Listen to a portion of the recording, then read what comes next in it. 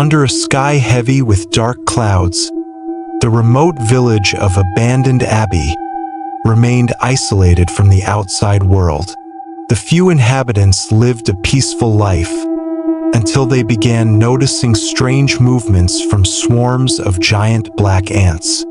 At first, on a pitch-black night, old Marcus woke up to an eerie sensation crawling across his body. As he glanced at his hand under the dim moonlight, he saw thousands of tiny ants emerging from beneath his skin. He screamed in horror, but his cries were drowned out by the chilling whispers of the invading ants. By morning, the villagers found his. As the days passed, the number of victims increased. The ants were no longer just sneaking into homes. They were appearing inside the mouths and nostrils of the living. A woman named Lisa collapsed in the middle of the street, clutching her head, as swarms of ants poured out of her ears and eyes. Her screams faded, leaving behind an empty husk of a body.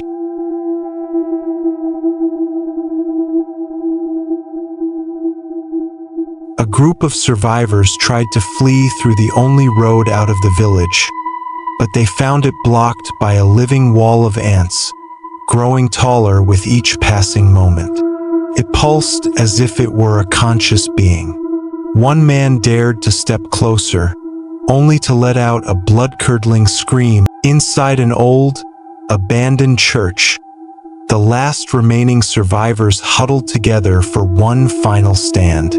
Suddenly, the ground trembled. The wooden floor split open, revealing the monstrous queen of the killer ants. She was the size of a large dog, her glowing red eyes filled with malice, and her mandibles dripping with a black, toxic fluid. The survivors realized they had been nothing more than prey, awaiting their doom.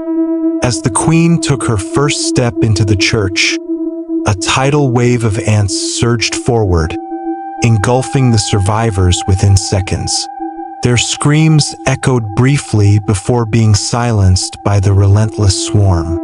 As the sun rose, all that remained of the village were skeletal remains, covered in a thin, shifting layer of crawling blackness. From that